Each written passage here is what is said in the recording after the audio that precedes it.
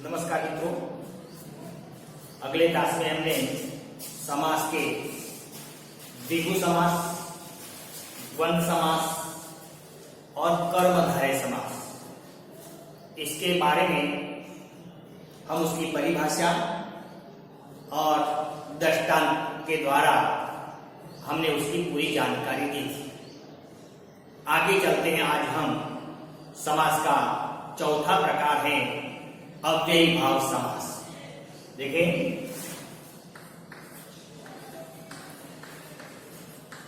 अव्ययी भाव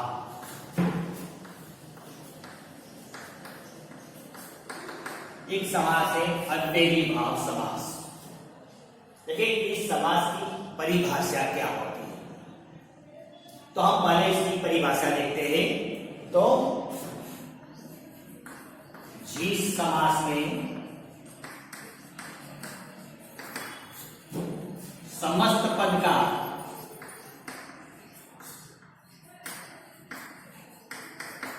पूर्व पद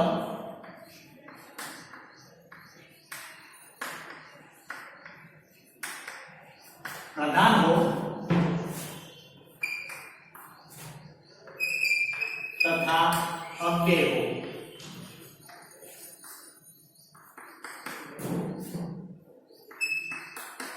और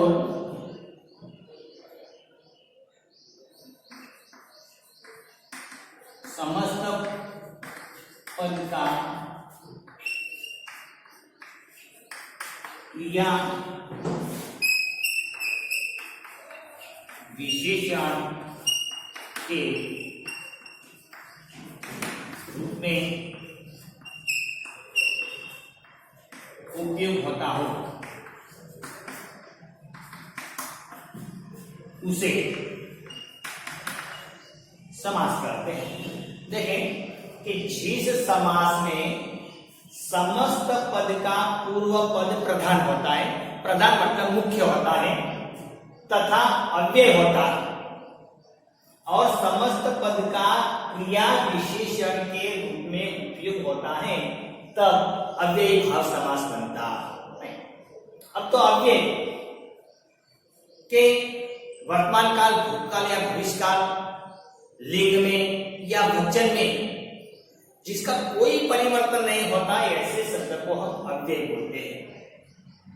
तो एक तो पद का पूर्व पद है वह प्रधान हो, और इसका पूर्व पद है वह क्या हो, अव्यय हो, तब यह समास अव्ययी भाव समास बनता है। दूसरी दृष्टि से देखा जाए तो जिस समास का पूर्व पद अव्यय हो तथा उत्तर पद में मिल जाने के बाद वह पूरा सामासिक शब्द अव्यय बन जाता है, तब भी अव्ययी समास बनता है। पूर्व पद अव्यय हो और उत्तर पद में मिल जाने के बाद जो पूरा वाक्य है, पूरा शब्द है, वह शब्द अव्यय होता है, तब यह अव्ययी समास बनता है। हम इसमें कुछ दृष्टांत देते हैं। देखिए, जैसे कि समस्त पद है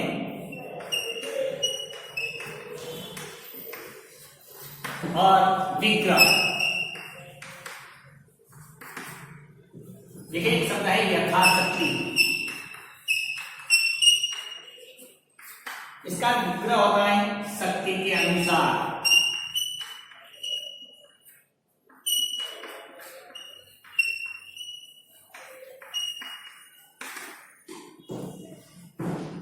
आजीवन, जीवन पर्यंत, जीवन भर,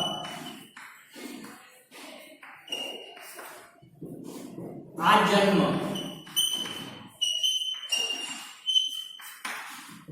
जन्म तक,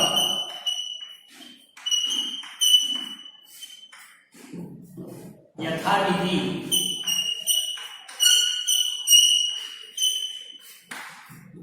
विधि के अनुसार,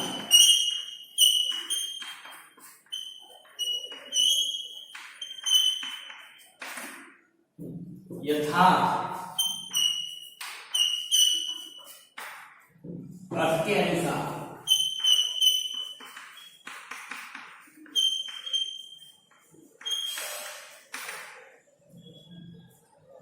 बेकाम,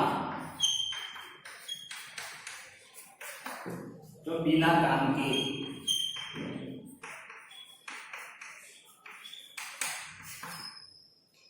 देखिए हमने देखा कि जिस समास में समस्त पद का पूर्व पद प्रधान हो, यह पूर्व पद समास यथा ये प्रधान पद है।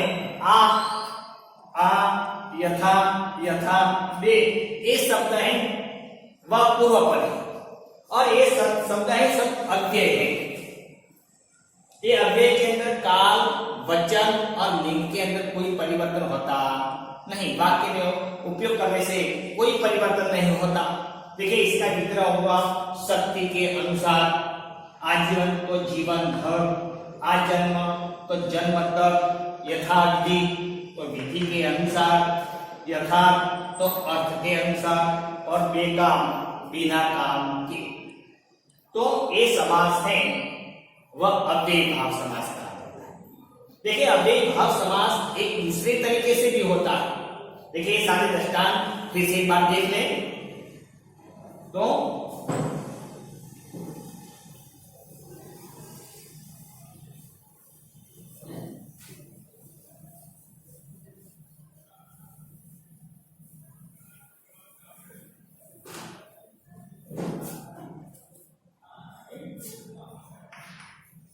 कभी कभी समास में निरुक्ति शब्द का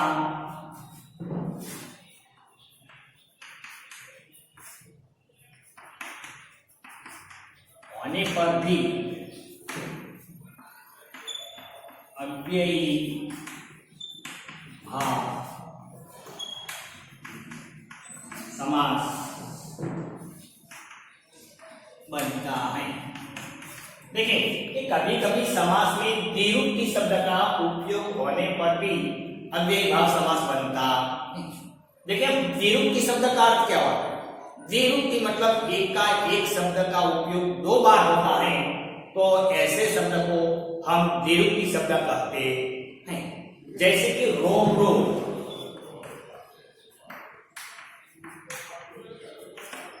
ऐसे कि रोम रोम, रातों रात,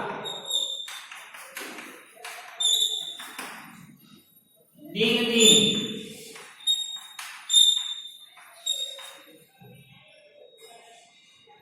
हाथों हाथ,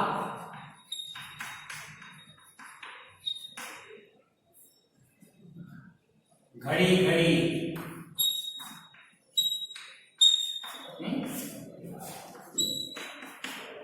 दौड़ा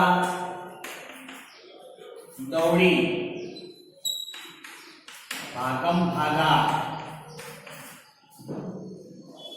देखिए निरुक्ति शब्द मतलब कि एक ही शब्द का दो बार उपयोग, रोम रोम, रातों रात, दिन दिन, हाथों हाथ, घड़ी घड़ी, भागम भागा, दौड़ा दौड़ी। एक शब्द है प्रतिदिन मतलब दररोज, ये भी अव्ययी भाव समास है। तो अव्ययी भाव समास हमारी हिंदी में ये दो तरह से बनते हैं। मतलब जो समास अव्यय से बनता है उसे हम अव्ययी भाव समास कहते हैं। तो यहाँ हम अव्ययी भाव को समाप्त करते हैं। अब दूसरा समास हम देखते हैं।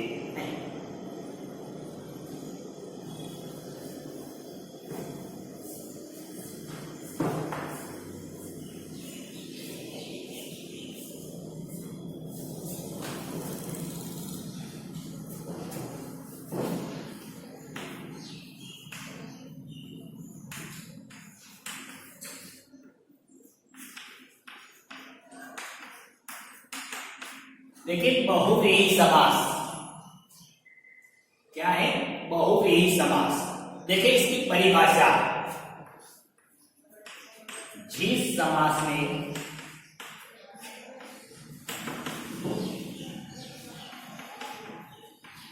कोई भी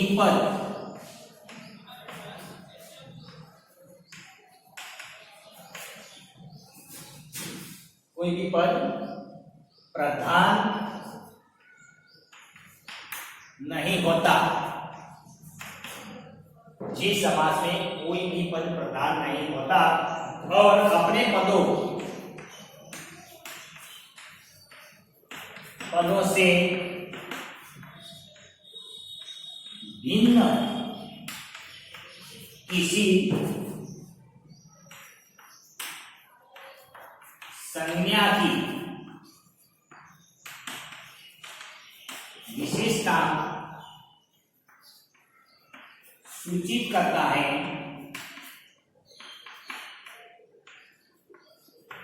तब यह समास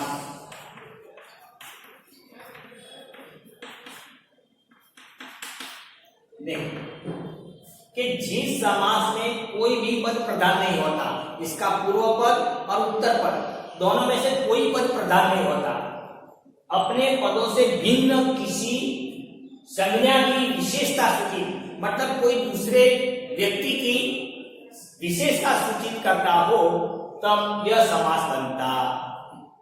लेकिन इसके दृष्टांत हम देखेंगे तब पता चलेगा कि बहुव्रीहि समास कैसे बनता है। एक बार फिर से देखें कि जिस समास में कोई भी पद प्रधान नहीं होता, अपने पदों से भिन्न किसी संज्ञा की विशेषता सूचित करता है, तब यह समास बनता है। देखिए हम इसका एक दृष्टांत देखते हैं।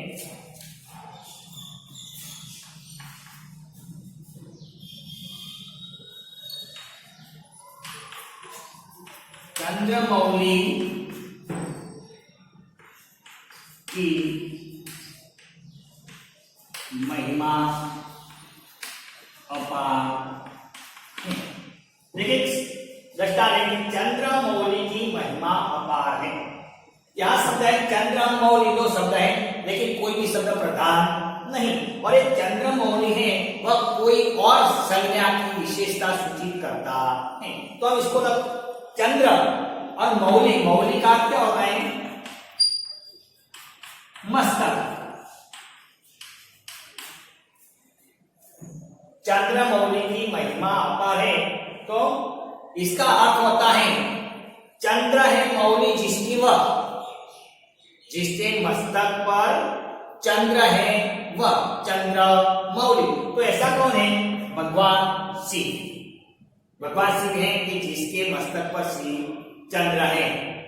तो चंद्रमौली, इसका अर्थ होता है कि चंद्र है मौली जिसकी वह चंद्र मौली।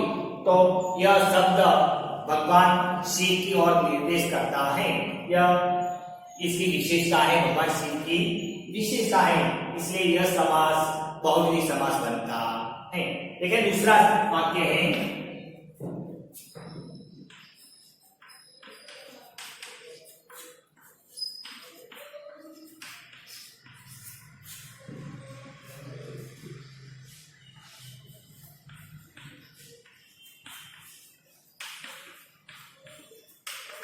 लेकिन भगवान चंद्रपाणी तुरंत आ गए।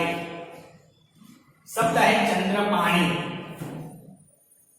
चक्रपाणी, सॉरी, भगवान चक्रपाणी तुरंत आ गए। अब इस वाक्य का अर्थ है चक्र है पाणी, पाणी का अर्थ क्या होता है? हाथ। चक्र है पाणी जिसका वह, जिसके हाथ में चक्र है वह। तो ये शब्द है भगवान कृष्ण की ओर संकेत करता है। तो भगवान कृष्ण की यह विशेषता है चक्रपाणी, और उसका एक नाम है, इसलिए यह चक्रपाणी को हम बहुव्रीहि समास कहते हैं। और दृष्टांत देखिए,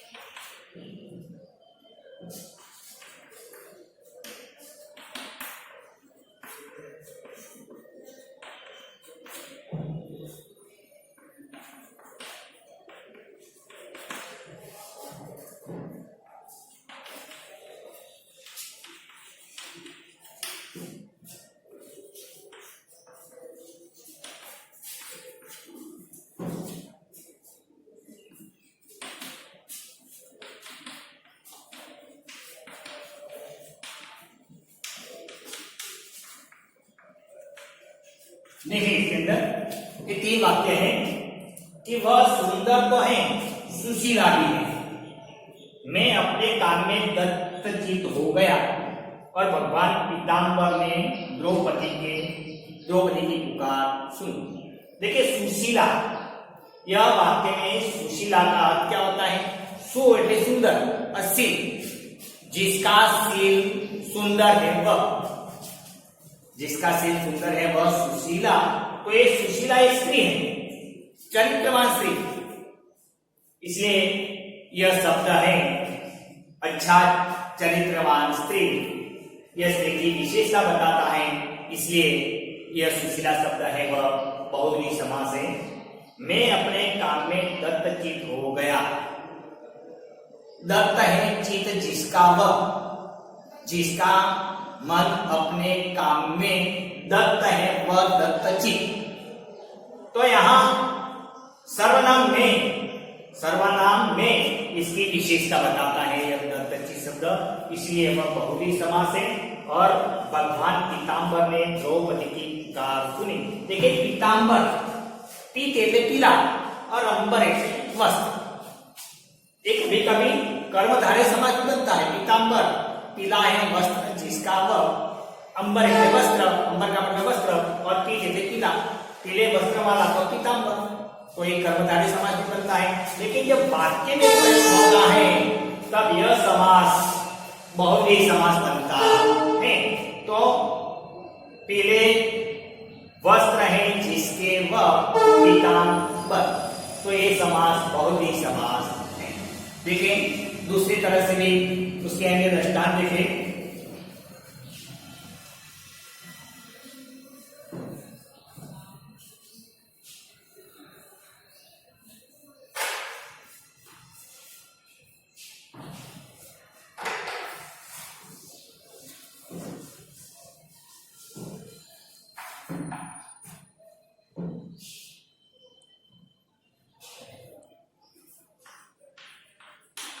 इस समास में पहले या दूसरे किसी पद की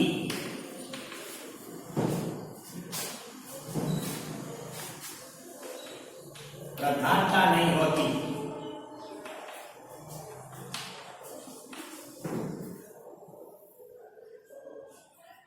पूरा समास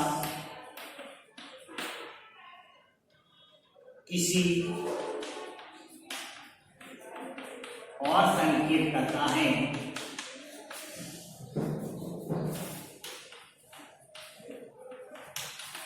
हमने आगे देखा कि इस समास में पहले या दूसरे किसी पद की प्रधानता नहीं होती और पूरा समास किसी और की ओर संकेत करता है, उस संज्ञा की विशेषता की ओर सूचित करता है, तब यह समास बनता है। देखें दीर्घायु,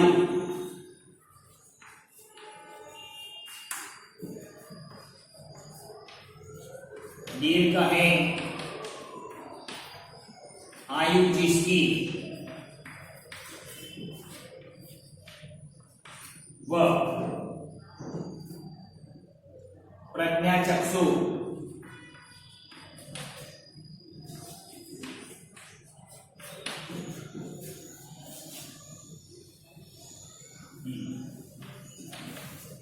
प्रज्ञा है चक्षु जिसके, वह अल्पमति,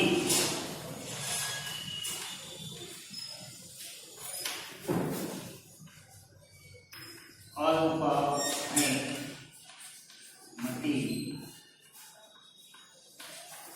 जिसकी, वह गजानन, गज है आनंद, मुख जैसा, वह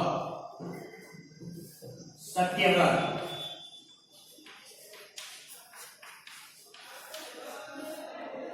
सत्य है व्रत जिसका, कि दीर्घायु दीर्घ है आयु जिसकी वह दीर्घायु। प्रज्ञा चक्षु प्रज्ञा है चक्षु जिसके वह। अल्पमति अल्प है मति जिसकी वह। और गजानन गज का मतलब होता है हाथी, आनंद का अर्थ है मुख, हाथी जैसा मुख है जिसका वह। गजानन मतलब यहाँ गणपति के लिए यह शब्द का उपयोग हुआ है। सत्यव्रत सत्य है व्रत जिसका वह, जो सत्यव्रत बोलने वाला होता है वह। तो ये समास भी बहुव्रीहि समास है। देखें मूलतः शब्द समुद्र एक शब्द होता है, वैसा शब्द ये सारे शब्द हैं बहुव्रीहि समास। तो मित्रों आज हम अव्ययीभाव समास और बहुव्रीहि समास यहाँ समाप्त करते हैं। Thank you.